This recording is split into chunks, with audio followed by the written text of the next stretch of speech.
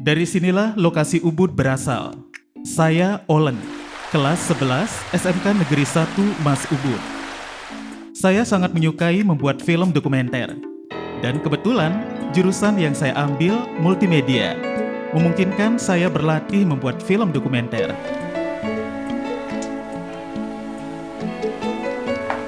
Saat ini saya beruntung mendapat kesempatan membuat film dokumenter tentang Ubud.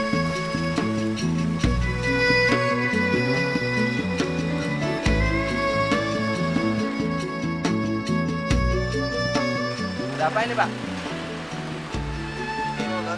Sekarang kita akan bikin film dokumenter. Kita mau dapat juara 1. Gimana cara mempertahankan juara ini? Oh, tenang aja, Pak. Masih ada saya, Pak. Masih beres. Ya, Tenang aja, Pak. kita serahkan pada Allah kalau Ya. bantu dalam membuat. Begitu saya diberi kesempatan, saya bingung bagaimana membuat film dokumenter. Pertama-tama, saya menghubungi teman-teman yang berminat membuat film dokumenter. Dan pada suatu hari, kita memulainya.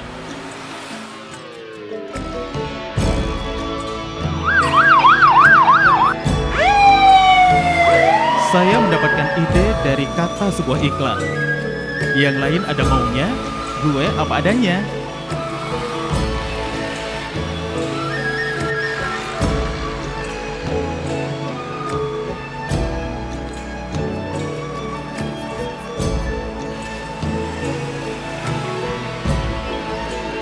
Film ini saya beri judul Imade in Ubud.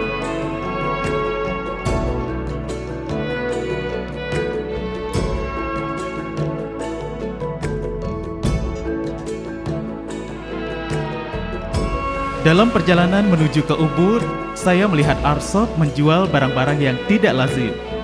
Kaca diproses menjadi benda-benda hias. Dan satu hal yang menarik, ada sebuah batu besar yang ditata menjadi batap. Mengingatkan saya kalau saya dulu mandi di pancuran.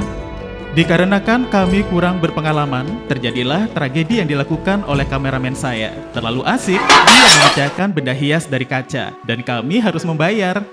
Tidak jauh dari situ, saya melihat buaya yang terbuat dari kayu yang besar, dijadikan tempat istirahat. Yang pasti, kayu ini tidak dari Bali.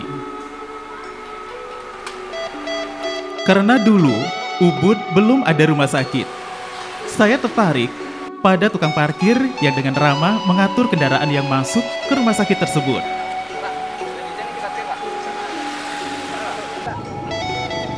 Saya ingin tahu siapa dia. Ada yang bagian, Pak. Dibantu pakai ini, Pak. Bulan. Ngomong-ngomong, penghasilan dari ini cukup untuk menghidupi keluarga, Pak. Terus saya menelusuri jalan ke utara, mengarah ke Ubud. Di samping kanan, saya melihat Pura Taman Pule. Menurut sejarah, Dangyang Nirarte, seorang pendeta Buddha dari Kediri, memulai pengajaran pengetahuan agamanya kepada kepala desa Mas. Ajaran inilah yang menjadi kerangka utama agama Hindu Bali hingga sekarang.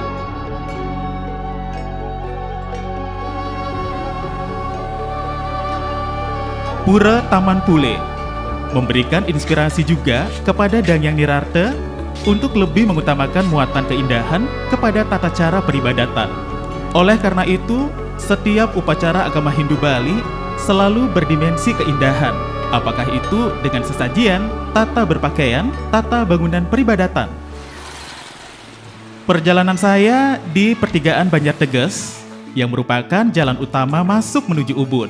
Saya mendapatkan musibah, sepeda kuno yang saya gunakan bannya kempes. Saya beruntung sekali lagi, ada bengkel sepeda motor yang bersedia mengisi angin untuk ban saya. Selamatlah saya. Bercerita tentang Ubud, saya tertarik kepada seorang tokoh pendiri Museum Arma, Anak Agung Rai, dari kasta ksatria tertinggi yang mengawali bisnis pariwisatanya menjadi pedagang asongan dan hanya bersekolah hingga SMP. Raja Ubud itu yaitu Cokoda Agung Sukowati almarhum.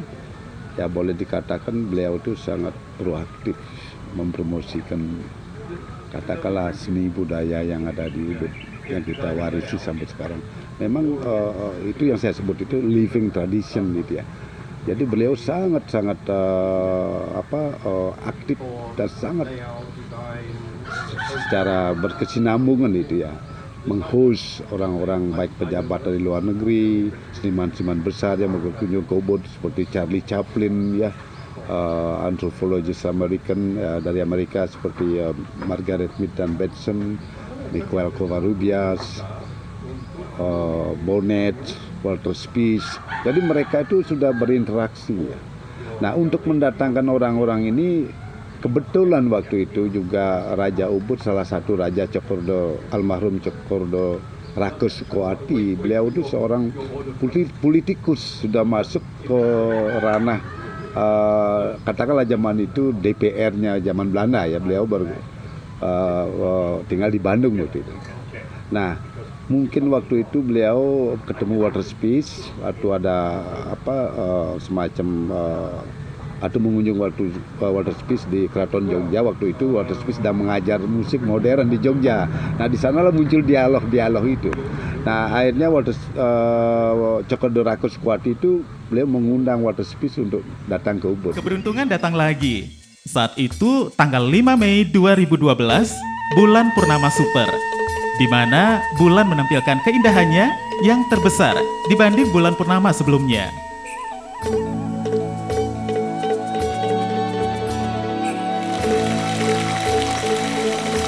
Oh ya, saya waktu tamat SMP, tepatnya tahun 70 saya mulai menekuni, karena begini ya, saya juga pernah belajar melukis ya di Padang Tegal, di Peliatan, tetapi waktu itu memasarkan sulit ya.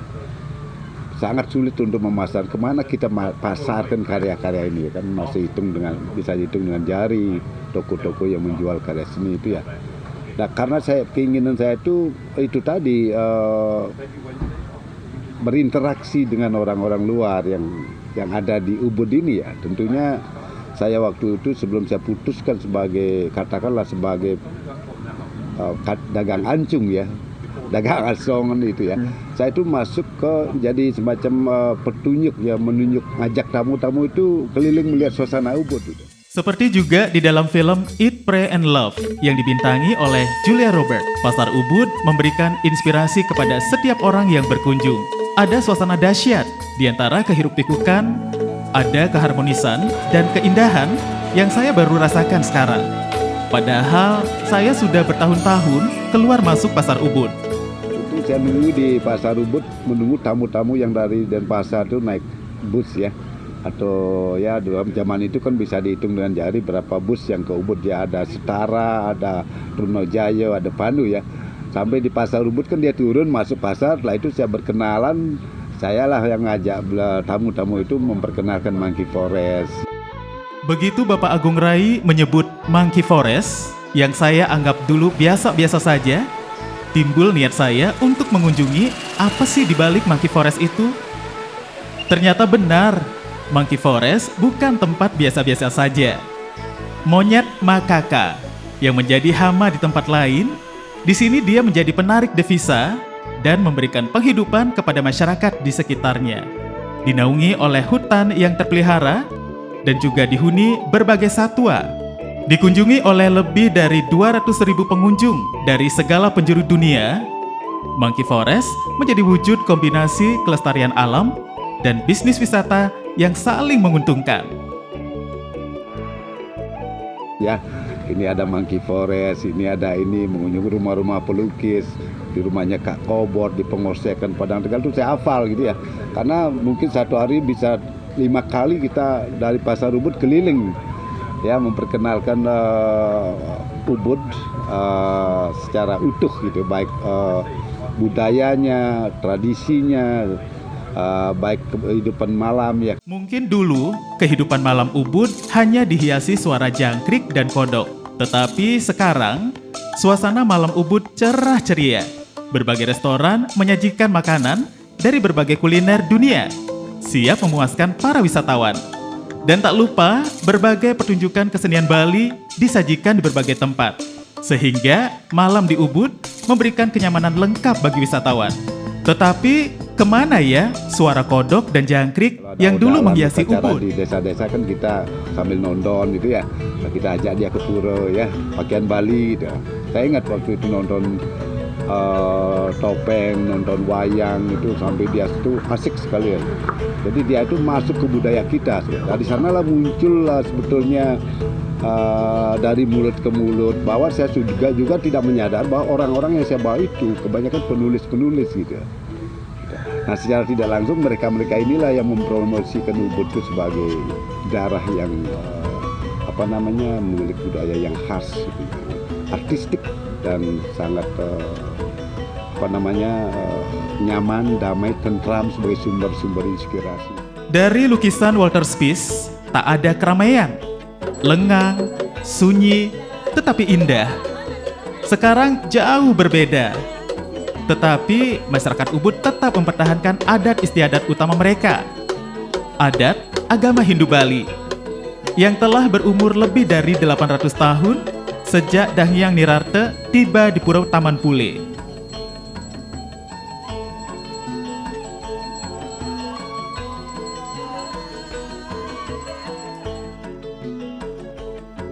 Daerah yang budaya sangat hidup ya. Tidak hanya ketika ada upacara, tapi kehidupan sehari-hari orang Ubud itu kan sangat artistik ya. Cara berpakaiannya, etikanya, santunnya, baik di rumah tangga, baik di banjar, gotong royongnya. Ini yang saya sebut living tradition ya. Dari zaman itu sekarang itu kan masih ada dan masih hidup gitu. Nah, disinilah kata Ubud yang berasal dari ubat.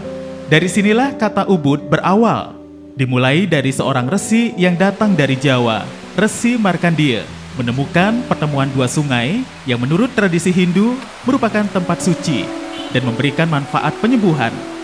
Kata Ubud diikrarkan. Ubad artinya obat atau penyembuhan dengan sarana tertentu.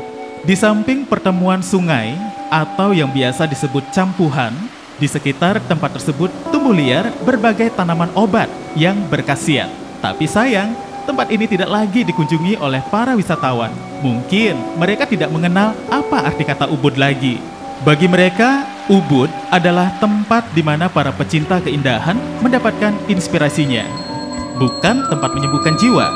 Ada baiknya tempat ini diperkenalkan lagi, sehingga berkunjung ke Ubud tidak saja menikmati keindahan, tetapi merupakan ziarah spiritual untuk penyembuhan. Inilah kisah Zero menjadi hero, Bapak Ana Agung Bukan Rai. masalah yakin dan tidak yakin, tetapi karena kita punya arus hidup ya, untuk harus hidup. Bayangan seperti saya waktu itu kan anak agung itu. Anak agung itu menjual asoman di jalanan itu kan kayak nggak ada ya, luar biasa itu ya, luar biasa. Jadi karena masalah hidup itu ya, kita kan harus ada fighting spirit itu ya, keinginan untuk survival, keinginan untuk merubah. Ya, kalau kita tidak punya niat untuk keinginan merubah sesuatu untuk menjadi lebih baik, itu semua itu kan muncul dari ini ya, dari hati melawan rasa malu, ngan, ya lek dan sebagainya itu saya perlu waktu dan proses panjang untuk menghilangkan itu ya. Bayangkan kita ketemu orang seperti sekarang ada buy me dan sebagainya, itu kan sangat rendah ya nilainya, apalagi anak agung ya. Kalau orang tahu kan anak agung tuh kaya, seperti wah punya rumah besar, punya tanah besar, beda gitu ya. Cuma ya saya punya sikap waktu itu ya, prinsip itu, sesuatu yang saya geluti itu halal, dan juga saya menyenangi gitu ya, menyenangi dan juga menariknya apa. Jadi walaupun saya tidak bersekolah ya, tidak belajar di sekolah, saya tuh belajar banyak karena berinteraksi setiap hari ya dengan orang-orang, baik orang Perancis, orang Jerman yang kita temui di jalan ya, orang Amerika. Saya belajar banyak. Artinya apa? Telinga kita itu karena sensitif. Nah, belajar bahasa itu direkam ya. Sehingga enak. Sekarang baca, besok praktekkan langsung ya.